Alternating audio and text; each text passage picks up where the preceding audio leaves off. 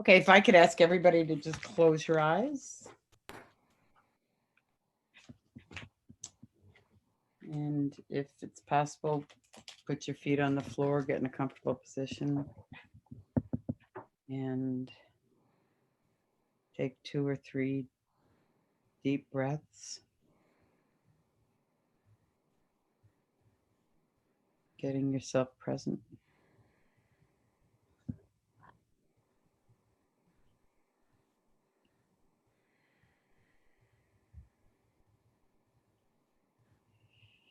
The ego is the conditioned self and the sense of yourself as an individual apart from others. It is reflected in the voice in your head, especially in all the thoughts that begin with I. The ego is made up of all the beliefs you have about yourself and what you believe others believe about you. The ego is not actually real, but only a sense of self built on a set of beliefs about who you are. This set of beliefs is not who you are, and that is why it's called the false self, as opposed to the true self, the divine self. The ego wouldn't be a problem if the beliefs associated with the ego and the false self were not so negative, limiting, and untrue.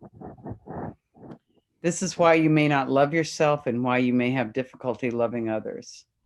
You believe the beliefs that are part of your egoic programming. You believe you are sometimes this negative, unhappy self, and believing this causes you to function poorly and behave badly toward others. Since everyone has an ego and conditioning, all of humanity suffers similarly. The truth, however, is that you are a divine being, a spiritual being, who is temporarily playing at being human and who has an ego but is not the ego. Your true nature is good. Your true self, the divine self, is the only self that exists, while the false self is a mirage. The ego is not of love, but the ego is also not evil, although it is behind all acts you would consider evil.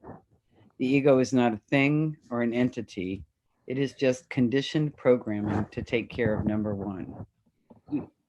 The ego is just a sense of self, however, not something real or true.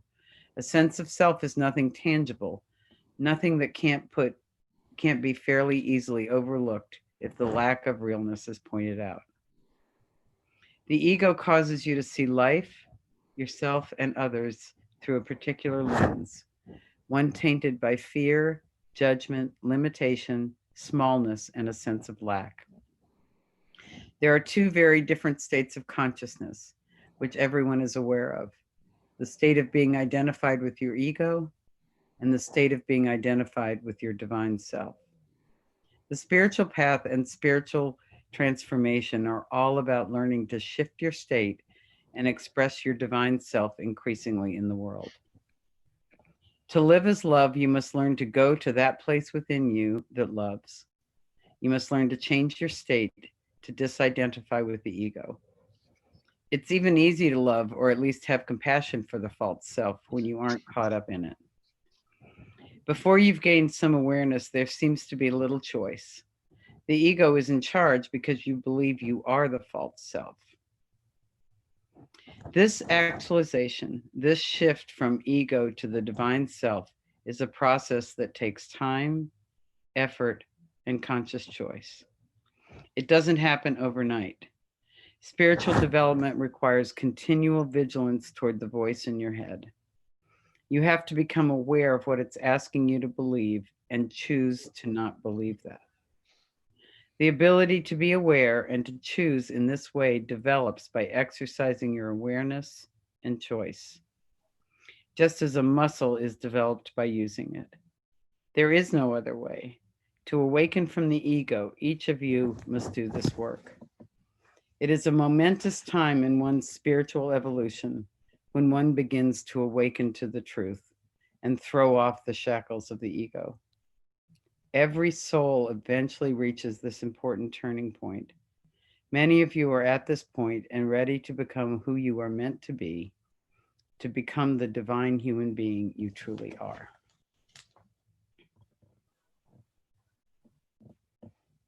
When you're ready, you can open your eyes.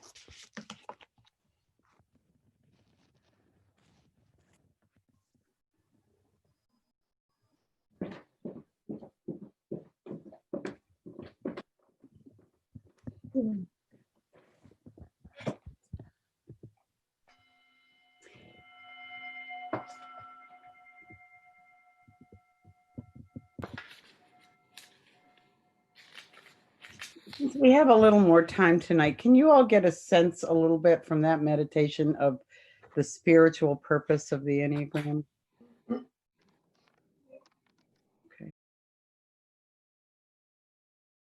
I'm going to start with 3. And I just want to ask everybody, I'm going to do a little meditation, whether you're a 3 or not. And I can hear from anybody who think they might be a 3, and I'd like to hear from people who know that they're a 3. But I want to ask everybody to close their eyes. Actually, let me tell you something about the 3 first. I got ahead of myself. The 3s are called the performers. They believe that they must accomplish and succeed to be loved. Consequently, performers are usually industrious, fast-paced, efficient, and goal-oriented. They can also be inattentive to feelings, impatient, and image-driven. So all those types in the heart type, 2, 3, and 4, are concerned with image, with how they're perceived by others. Every type has an avoidance. The 3 avoids failure and also avoids feelings that might get in the way of things getting done. And the central belief is that to be loved, you have to be a human doing, not a human being. So the focus of attention of the 3 is on tasks, goals, and recognition for accomplishments. The life lesson, spiritual journey for the 3 is to reclaim the truth that love comes to you because of who you are, not because of what you do. Okay.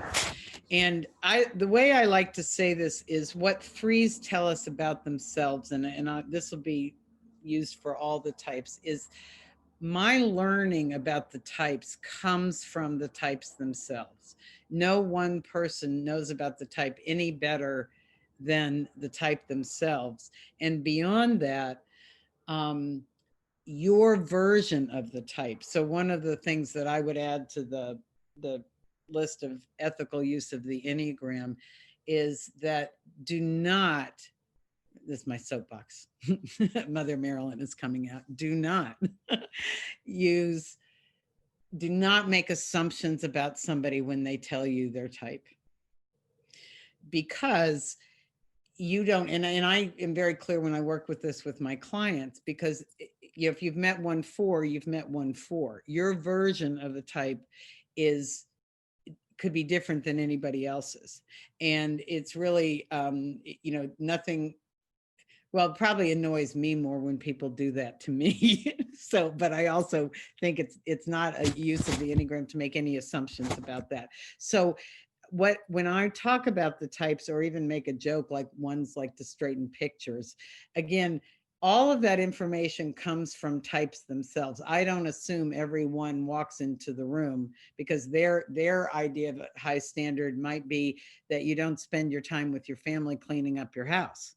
It might be that their principle is something else, but it's, what's right and wrong. So that what type 3s tell us about themselves is, I identify with my accomplishments and success. My image drives my need to work hard and look good. I seek approval, acceptance based on performance. I am highly competitive and I love winning, and I feel constant pressure to perform. Okay. And now we're going to do an awareness practice. I'm going to ask everybody to close your eyes, if you will, whether you're a 3 or not. And just take a couple deep breaths.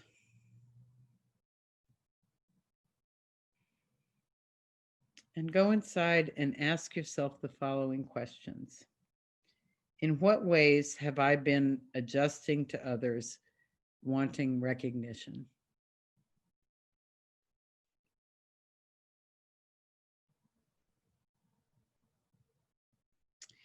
How do I deceive myself? How do I deceive others?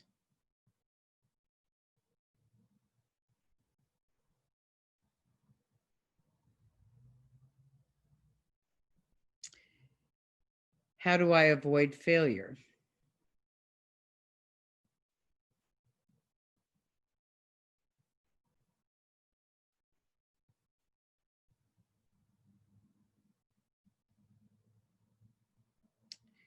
How do I focus on doing versus being?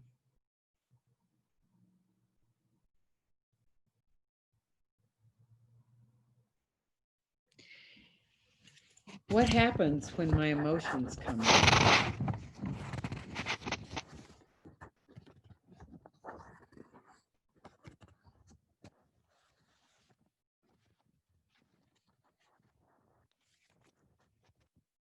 And come back to the room. I realize any one of those questions we could have spent 3 minutes on, but just to give you an idea of what I'd like you to think about. And again, like the example I gave earlier, that we all, I mean, I'm a performer, I'm not a 3, but all of it is, it depends on what motivates the performing. That's what we're getting down to. Okay. So it's not the behavior itself. The Enneagram sort of is an invitation to go deeper and what motivates that. And essentially a lot of the types it comes down to is my value is in my type. My value as a human being. I mean, this is the false belief, is in my performance. Not that we're all, probably a lot of us are type A people that can perform really well, but the 3 is the core belief of my value comes because I'm successful. Okay, so we'll go on to type 2, which is our last type for tonight. 2s are the givers, and they believe they must give fully to others to be loved. Consequently, givers are caring, helpful, supportive, and relationship oriented. They also can be prideful, intrusive, and demanding. And again, Donna, the question that you raised is actually helpful here. When I read these stuff, the assumption is that you may not be conscious of these motivations. Okay. And the avoidance of the 2 is they avoid their own needs and they avoid disappointing others and rejection. Their life lesson, their focus of attention is others' needs, others' feelings and desires. And the life lesson is to develop the humility that comes from allowing yourself to be loved without being needed and to have needs of your own. And what type 2s tell us about themselves: I am preoccupied with the needs of others. I take pride in giving and helping. I sometimes feel that people take advantage of me. I have a hard time expressing my own needs. I can be manipulative and alter how I present myself to others. I get upset when I'm not appreciated for what I do. And the sin of the 2 is pride, and the higher opposite is humility. And if you could just close your eyes for a second. I'm going to ask the 2 questions. How has my attention and energy been going to others' needs? What do I really want and need? How do I support or nurture myself? How do I allow others to support me? In what ways do I feel or act as though I were indispensable? In what ways do I take pride in being needed? In what ways do I alter or change myself to fit what others seem to want? And how do I express humility? Again, for those of you who weren't here last week, this is the Enneagram, and different Enneagram authors have different names for all the types, but this is the one that was the names that were established by my teachers, Helen Palmer and David Daniels. And the underneath the name like the protector is where the type's attention goes, automatically, and the sort of default way of paying attention. And this is another way to help you identify your type. And so if you'll recall from last week, the Enneagram is divided in, we are a three-brained being. The Enneagram is divided into three body centers. So the 2, 3, and 4 are considered the heart types or the emotional types. The 8, 9, and 1 are the body types or the anger types. And the 5, 6, and 7 are the fear types. And the center is the brain. So tonight we're going to finish off on the heart, finish up the heart types, and then do the 3 brain types. And the other thing I wanted to give you a clue is, as you're listening to these types, that if you don't know your type, one of the things that I will do, especially when I'm typing somebody, is I make a list of the numbers. If you have a copy of the diagram with you, great. But if I make a list of the numbers like 1 through 9, and I begin to check off behaviors and that sort of thing, when somebody begins to share something that I identify with, that I will sort of put little check marks. Like if you are afraid of conflict or avoid conflict, you're probably not an 8, so that can be ruled off, and those kinds of things. And I wanted to tell you like how some ways that the type gets told. I was, or gets found out. I was doing a weekend retreat for actually congressional staff back when, that was possible. I shouldn't have said that. Anyway, and there was a woman who had found, like, she identified with all the types, and all weekend she was trying to find her type, and she would come up and say, I found this and I relate to this, and she was reading and everything. And then toward the end of the weekend, there was this, we sort of had this simultaneous awareness that it was not in the content that she discovered her type. Because she'd be saying, how can I be a 2 if I do this? And how can I be a 4 if I do that?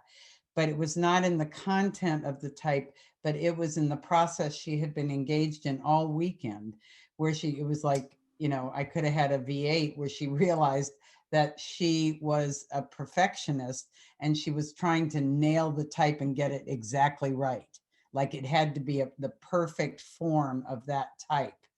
And I saw her months later, and she said, it really just opened her eyes. Once she got the type, it was like, well, Christmas sort of, or whatever. It was like a holiday.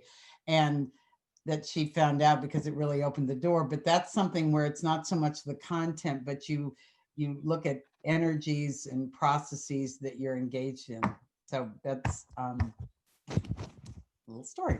Okay, so as I said last time, we're here to learn not about the Enneagram, but about ourselves, and about the truth of our existence. But you can take the diagram down, Russell. Okay. And the truth of who we are, but we have to learn about the Enneagram first in order to do that. And again, some of you may be frustrated that you won't find your type. As I said, this is, we've got 4.5 hours over 3 classes to learn this, and it takes, I can be with it a whole week. I when I learned it, it was 12 hours a day for 7 days, and some people still weren't sure of their type. So think of it as an invitation to self-examine, and you will find your type, but maybe not on this program.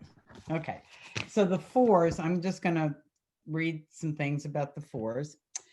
Romantics are idealistic, deeply feeling, empathetic, and authentic.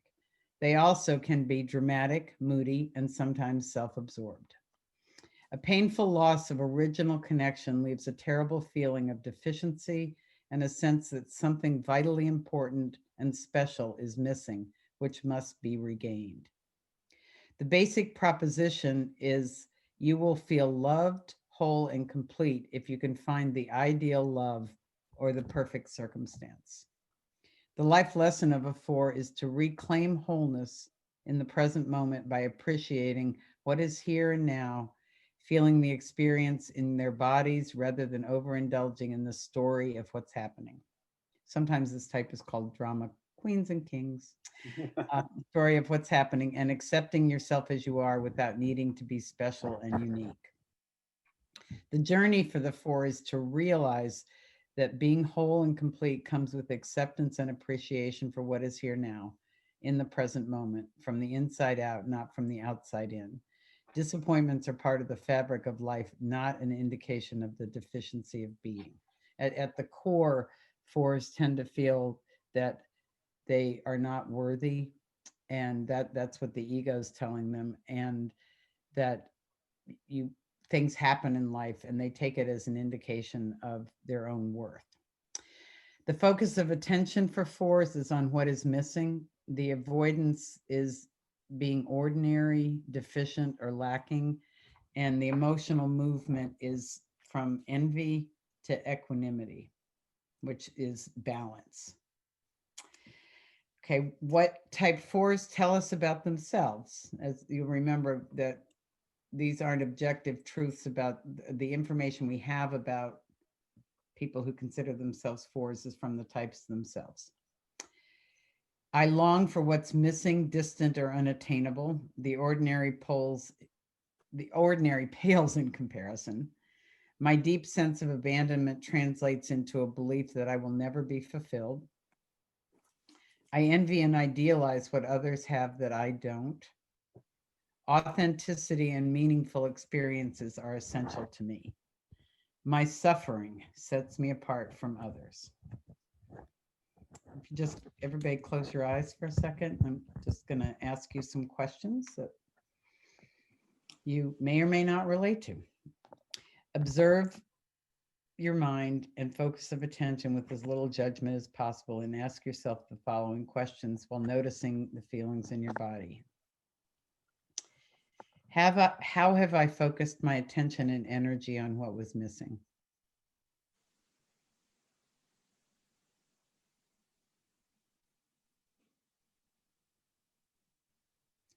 In what ways do I experience a sense of longing or envy?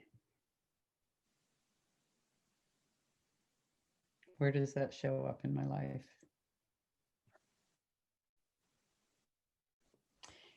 How have I diminished or disdained the ordinary or mundane?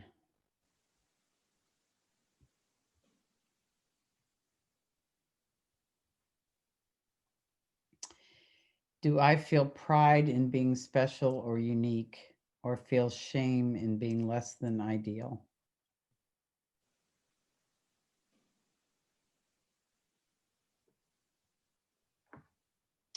In what ways have I felt misunderstood? You know, a lot of what you were saying sure described a lot of the ways I used to feel when I was a lot younger. And yet I felt certain I was a 2. Well, I'll tell you that, as I said to, I don't know if you were here when I was answering Andrea's question in the beginning, but we tend to be our most sort of flaming when we're in our late 20, our 20s and teens, and or the most automatic with our ego. And if you find yourself going, that describes who I am a lot, then that is possibly your type. And I would also, if you could put the diagram up again, Russ. Sure. Okay.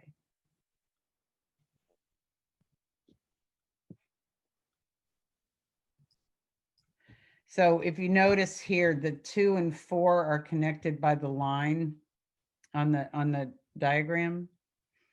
And interestingly enough, the 4 tends to go to 2. That's a growth point, so that it, under times where there's more of a relaxation of, more of a heightening of defenses and stuff, you would take on behaviors of the 2. I can tell you that I will out myself now. I think I did last week, but I am a 4. And one of the, I actually thought I was a 2 because I was also the caretaker in my family. And one of the things is that it wasn't until later on that I really recognized that, you remember, we're talking about motivations, not behavior. And it wasn't out of some pride that I knew what others needed. It was really more in a reductionistic sense of fear of abandonment, if you will, that had me in my family growing up taking care of the needs. So my behavior looked a lot like a 2. I was definitely a heart type. So you know, I would definitely say that you whatever type, if you are a 2, you would be, you know, related to the 4, because the 2 also goes to 4 under under other circumstances when their defenses are lowered. Okay, now we're going to go to the central head type, which is the 6. It is the brain type. It is called the loyal skeptic. And I'll tell you up front that there's a type and a counter type of each type, and I won't go into all of that, but in the 6s, it's particularly obvious because there is what they call a counterphobic and a phobic 6, meaning the behaviors, if you're going off the high dive, for instance, and you're afraid, there are 2 ways of handling that fear. One is by turning around and going back down the ladder. The other is by jumping off. And so that people have handled fear by going up against it. Like I've worked with and seen people on panels who were a fear-based type who've done 100 skydives, you know, who have, you know, gone in the face of fear. There was one guy I met who was sorry, I don't know football, but he was a defensive end, I believe, for USC or something like that. And meaning it took him a long time to realize his type, because before he could even feel fear, he was up and dealing with it. You know, it took him a long time to recognize that fear was the motivator of that. Okay. Loyal skeptics are intuitive, inquisitive, trustworthy, good friends, and problem solvers, but they also can be doubtful, accusatory, and fearful. They believe the world is dangerous, threatening, people can't be trusted. You must seek the phobic style or defy the counterphobic style, security, avoid or face danger. You can assure life, the basic proposition is you can assure life and certainty by avoiding harm, the phobic stance, or facing it, the counterphobic stance, through vigilance, questioning, and either battling or escaping perceived hazards. The life lesson of the 6 is to reclaim trust in yourself, others, and in the world, and live comfortably with uncertainty. Type 6's journey is more obvious and straightforward than for any of the other types. The child who experienced the world as threatening and unpredictable and fell into fear and doubt needs to regain faith and trust in the self, others, and the world.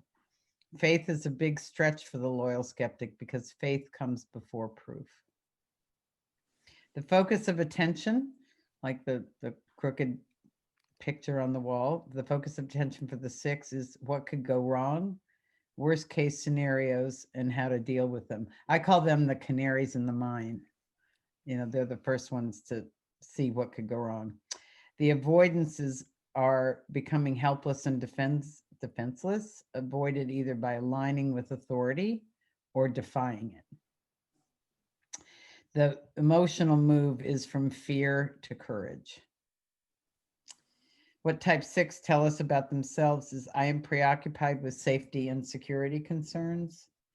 I greet everything with a doubting mind and contrary thinking. My vigilance, active imagination, and intuition help me anticipate and avoid problems. I question authority and people until they gain my trust. And I procrastinate because I fear making the wrong decision. So if you could close your eyes and just do a 6 awareness practice. And observe your mind and focus of attention with as little judgment as possible. How and where do I get fearful, alarmed, and anxious?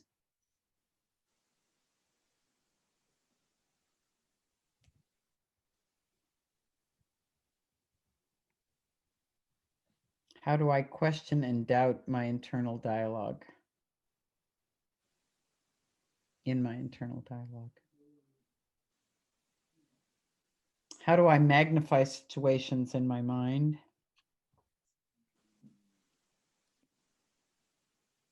How do I project my positive or negative feelings onto others?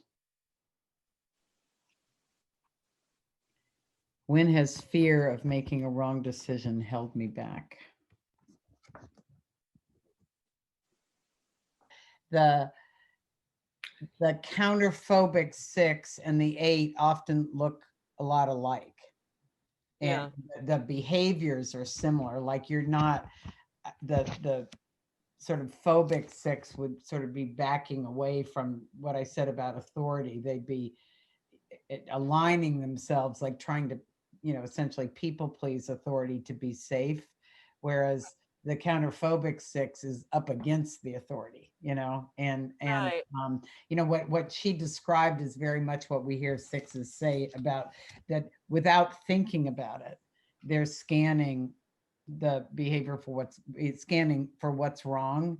And more 6s than I can tell you have told me that they are not fearful, they are realistic.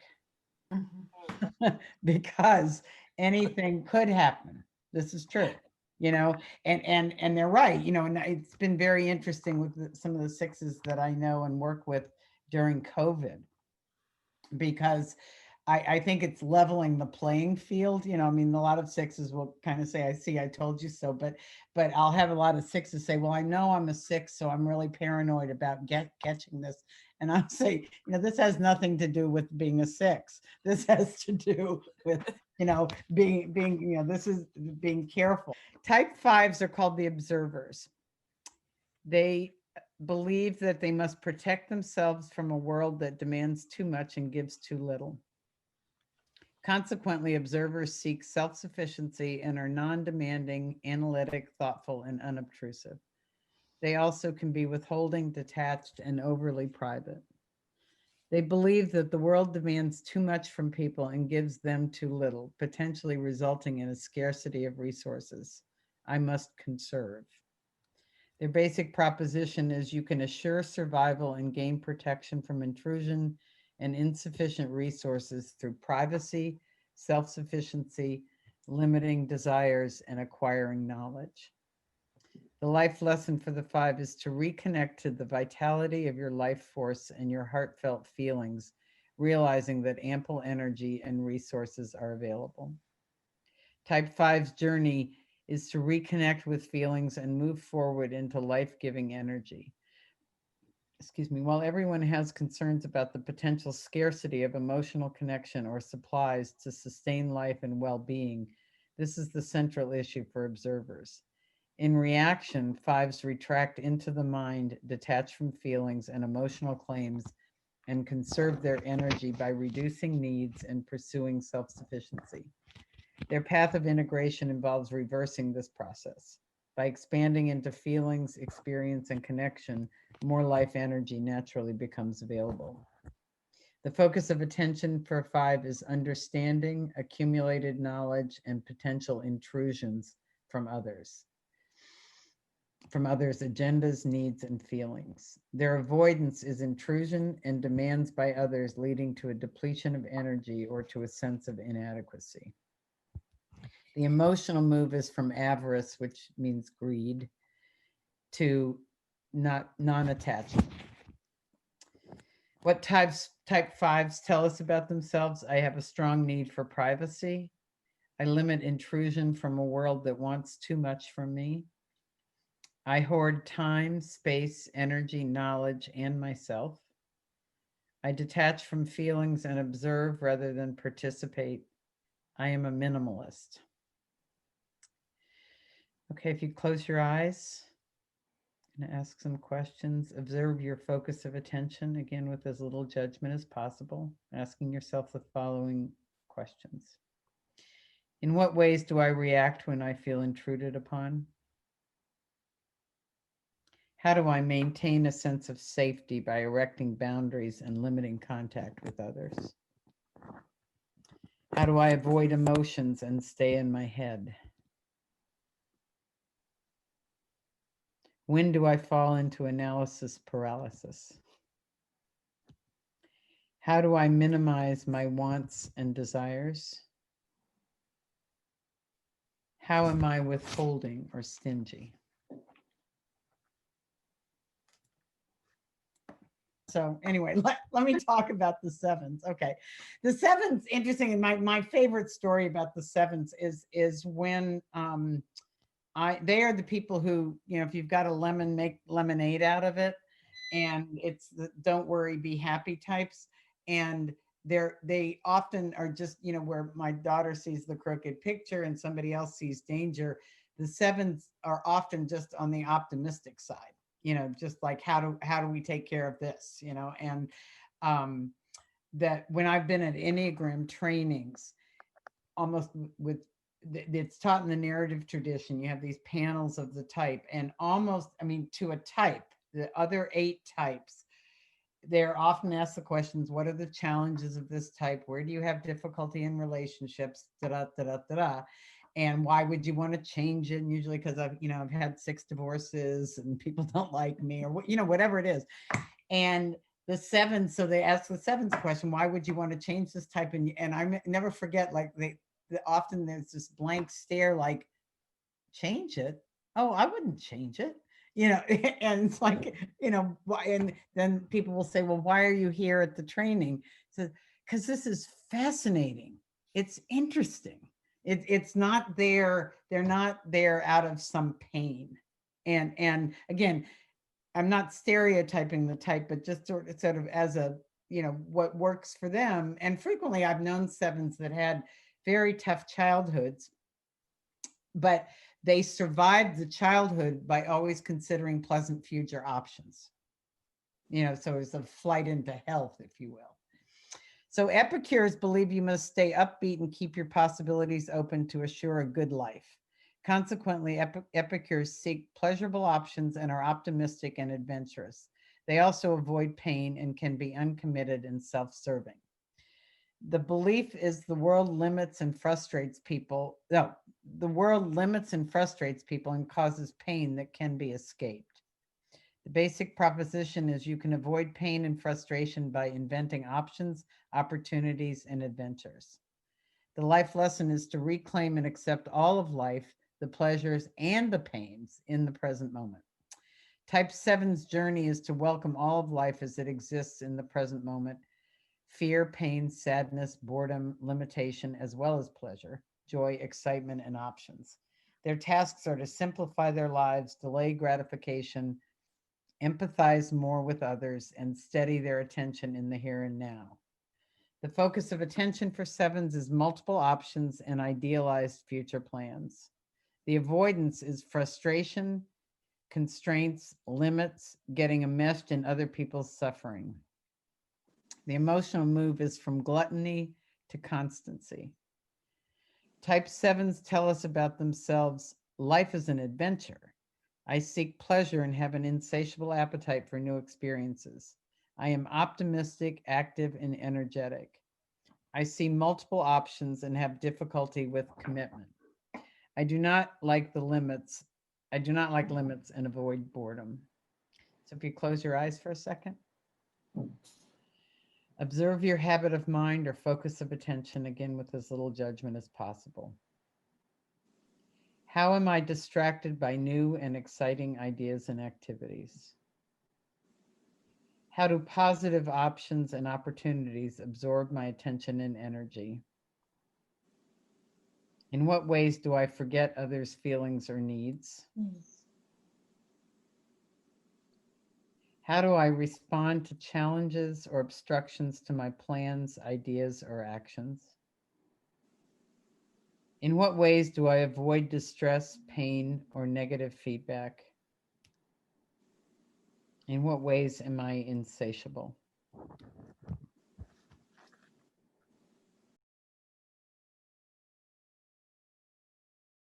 We're going to start with the body types.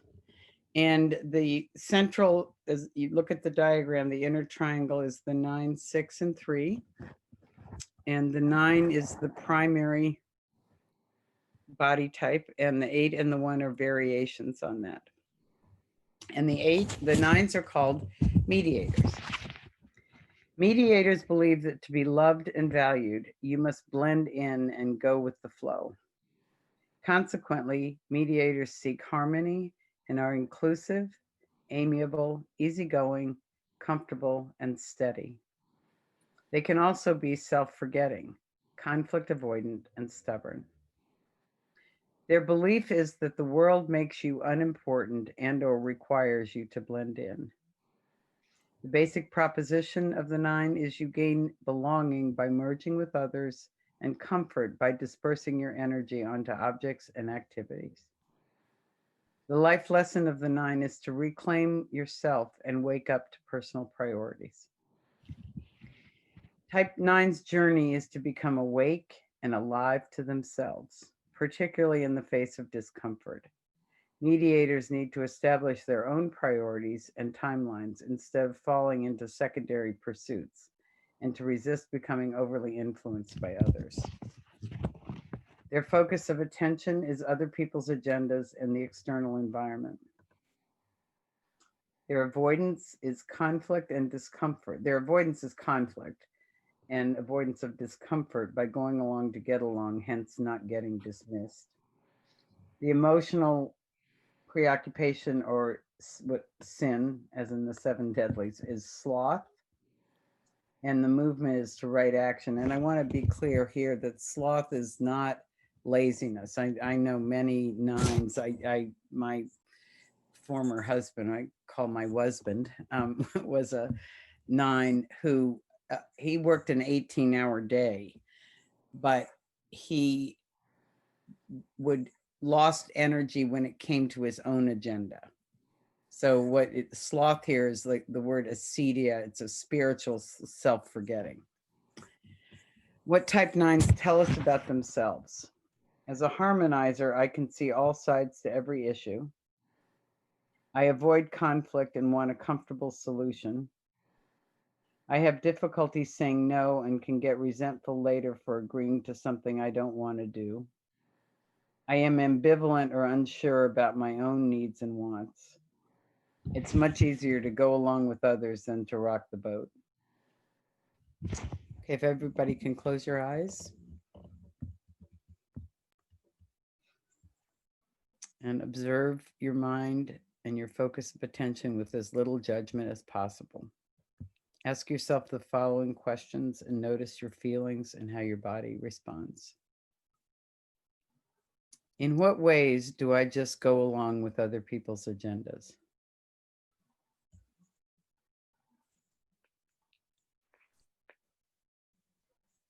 How do I get distracted from my real priorities?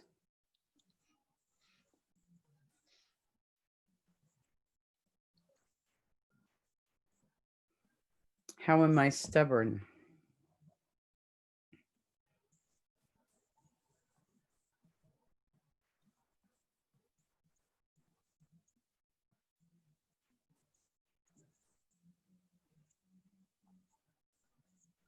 How do I respond when I feel tension, discomfort, or conflict?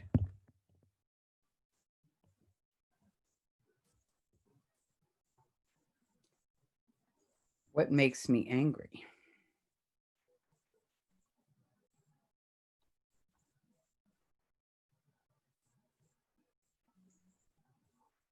I sort of, as a therapist, I kind of think passive aggressive gets a bad rap. It's usually used as an accusation towards somebody, but all it really means is those of us who have difficulty both knowing and expressing our anger. I mean, if you're angry, if the energy of anger is in there, it's in there.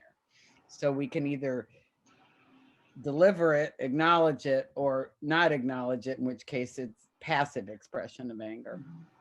And when it's unconscious and we really were angry, that's when it comes out.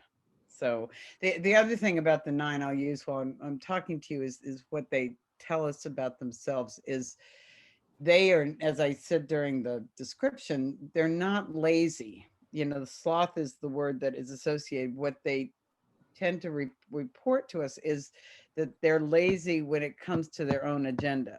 And the defense mechanism that's associated with nines is called narcotization, meaning they tend to numb out to their own agenda. So one could spend, as I was talking about my former husband, that he would work an 18-hour day, but when it came to his own agenda, like on a Saturday, he was going to do this for himself and that for himself. He'd basically lose energy. He'd be on the couch, or nines will often talk about having a plan.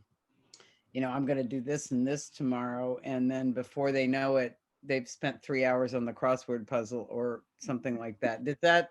I mean, we all procrastinate, but one of the things that I hear nines talk about on panels is that there's a I think it happens to all of us, but I've noticed as a therapist, anytime we have an internal should, like there's a voice that says, you got to do this, there's always another, it triggers another part that's got their hand on their hip going, oh yeah, just watch me. You know, like the brain will create its own resistance if if it's not a genuine desire from yourself. If it's a should, like I want electricity, but I don't want to pay my bills. Like I mean, I don't, that sort of thing. I mean, that's a should sort of thing, but I also have to own that I want the bill. I want the electricity, I want the lights on in my house. But generally speaking, the should itself. So I would, for a nine in particular, I would just encourage going in. Is like, do I really want to do this? Like I want the final product. Like I want to be thin. I just don't want to eat less. That's right. Do I really? It could be just owning that you really don't. The writing part of it. You'd like to give them the story of your life, Yeah, yeah. but the doing of it, and it's that kind of, that can turn into a should, and some of us can have more resistance to that than others. Just Well, a yeah. thought. Okay. Thank you. um Type 8 is the wing of the nine. Thank you, Russell. And you can have an either 9 or 7 wing, and under stressful conditions they go to take on the behaviors of the 5, and under more relaxed conditions take on the behaviors of the giver. Okay. Protectors believe you must be strong and powerful to assure protection and regard in a tough world. Consequently, protectors seek justice and are direct, strong, and action oriented. They also can be overly impactful, excessive, and impulsive. Their belief is that this is a hard and unjust world in which the powerful take advantage of the innocent and impose their personal truths on others. The basic proposition is one gains protection and respect by becoming strong and powerful, imposing your personal truth and hiding your vulnerability. The life lesson of the 8 is to harness the life force in productive ways, integrating self assertion with vulnerability. The Type 8 journey is to embrace innocence and approach each situation with fresh eyes, appreciating that everyone has his or her own truth. This means learning to moderate their boundless instinctual energy and delaying the tendency to go from urge to action in an all or nothing fashion. Their primary focus of attention is injustice and not being controlled by others. Their avoidance is weakness, becoming vulnerable and powerless. The emotional tendency is lust, and the higher opposite is innocence. What type 8s tell us about themselves? I thrive on having lots of energy in my body and enthusiasm for life. I am strong and protect the weak. I am direct, willing to confront when the need arises and express my anger immediately. People tend to see me as aggressive, intimidating, intense, and impulsive. I have trouble staying with my own vulnerability and sad feelings. I have a strong sense of knowing what is fair or right in my body center. Everybody close their eyes for a second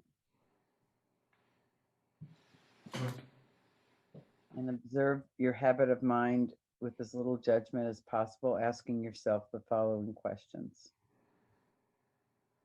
How does my big energy express itself? When do I just go for what I want without thinking?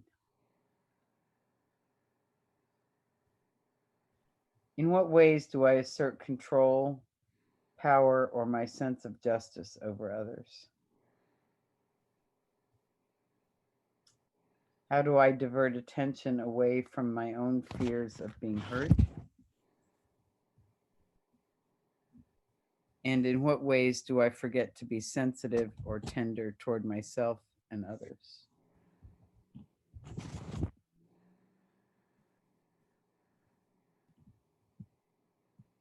Okay.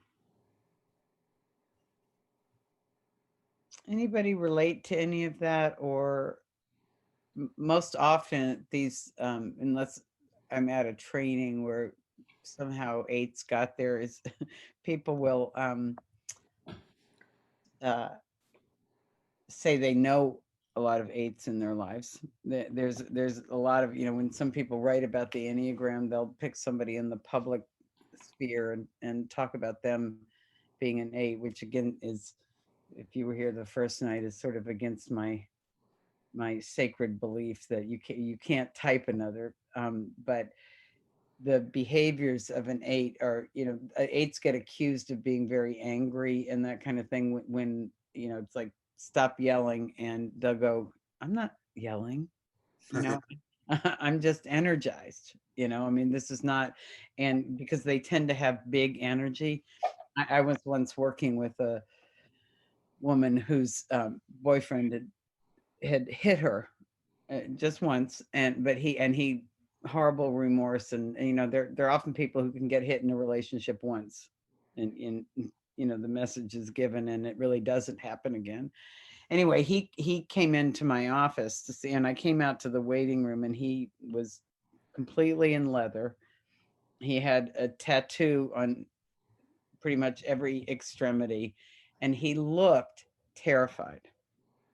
And he came, but I mean, to me, he looked terrified. He actually looked angry, probably to most people, and threatening. But he started in a group of mine, and one of the things that he talked about was, he basically said, that he could walk down, any street and not be afraid, any dark alley, hyperbolically. And he but he said, put him in a relationship and he was terrified.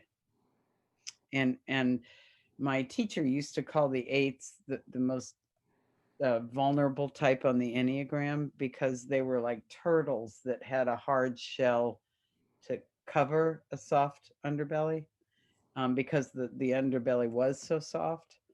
Um, my experience has been, it takes quite a bit for an eight to decide, usually a pretty significant life experience, to turn inward, because it's a world of exteriority. I had a mentor who used to say that, the prognosis was always better for somebody who blamed yourself than who blamed others, because at least you were blaming the person you could change. So eights, there's a tendency where the problem is all out there. It was the asshole boss, or it was that kind of thing. And it's very difficult to make that turn inside. And actually, when I have seen that, it's actually quite moving, because often these were kids who had to build up a pretty hard protective shell. But anybody think they might be close to an eight, or anything you want to say about I don't think I'm an 8, but I have a question, Marilyn. Yes. Do 8s or any of the types have a predominance in one sex or another?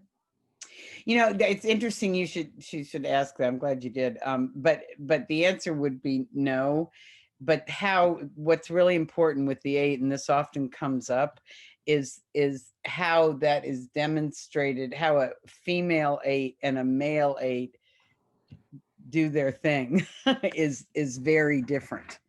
Like I have had some women, 8 women that I talked to, that literally, if someone, I remember who somebody grabbed her purse on the street, and she, headed off after them, and let them have it. I mean, she took care of it.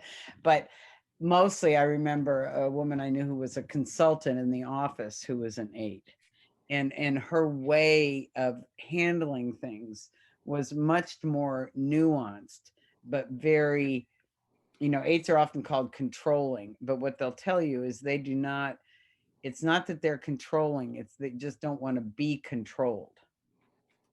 So you find them in office settings and stuff like that. So the way a female, I wish we had a female 8 here, because there any studies that have been done don't say there's basically a similarity. It's sort of down the middle on the genders, but the externalization of the behavior is much more accepted. Maybe that's changing, but for males in our society than females. So women have a different way of doing it. All right, we will move on to the ones. um the ones are the perfectionists, and I want to say about this that the ones doesn't mean that they are perfect. Okay, what it really means is that it's a standard that they used to be called the monks of judging mind, and they're people that that think in terms of that do evaluative thinking. The mind tends to work in, this is good or bad, right or wrong. And that, so it's like I had a daycare provider when my kids were little, whose house was frequently a mess, right? And she was a 1, and she actually knew she was. I mean, she said it, but because she studied the Enneagram a little bit, but she had a very high standard. So her house didn't look perfect. A lot of 1s will mimic that perfection in, the way they dress, the way they hold themselves. Things need to be this way. My mother was a 1. You didn't wear white shoes before Memorial Day or after Labor Day. There were rules that had to be followed. And this woman's house was a mess, so you wouldn't think it, but she had a very high standard.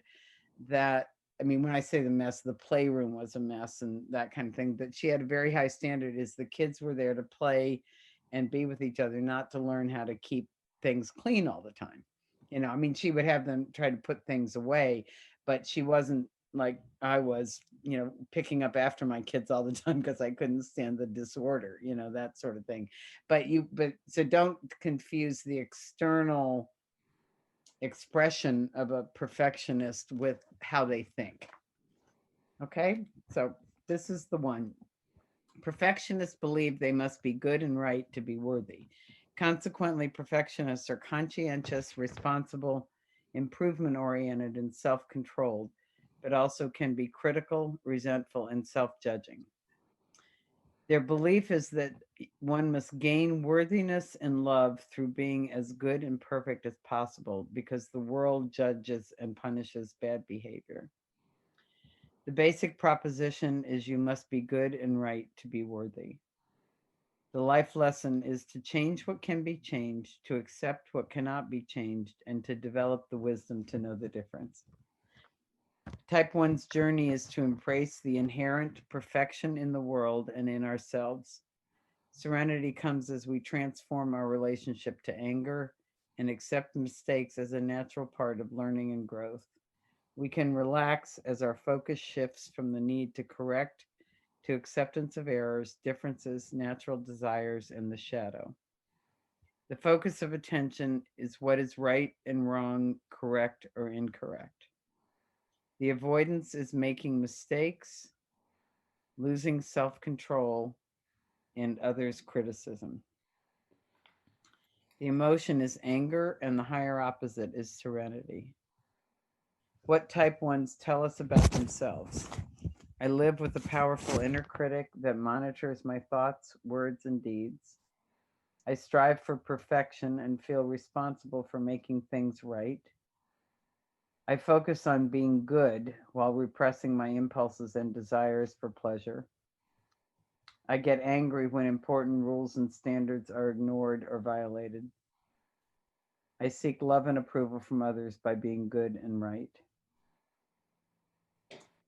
Okay, if you close your eyes for a second, observing your habit of mind, again with as little judgment as possible.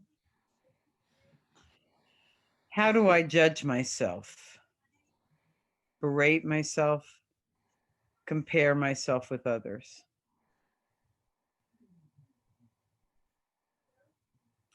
How do I treat situations as good or bad, right or wrong?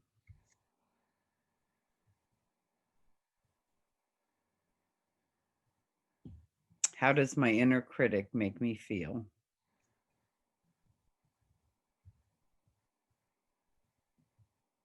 What is right in this moment?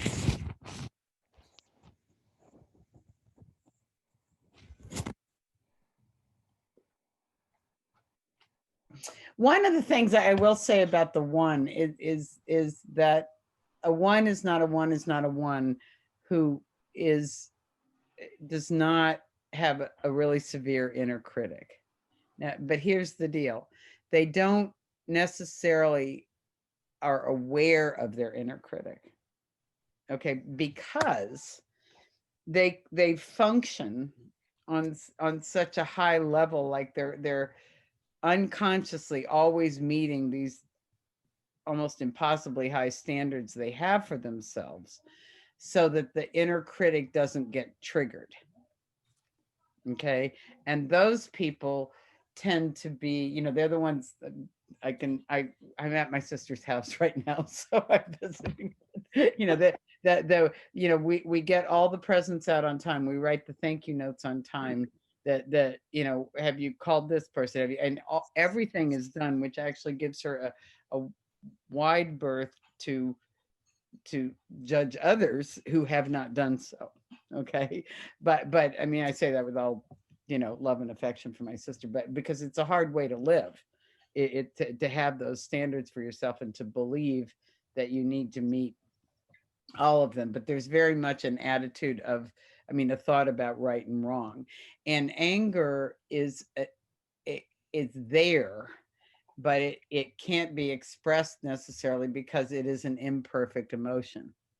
You see, and Richard Rohr himself is a one, and he calls them the reformers of the Enneagram because they can see what's wrong.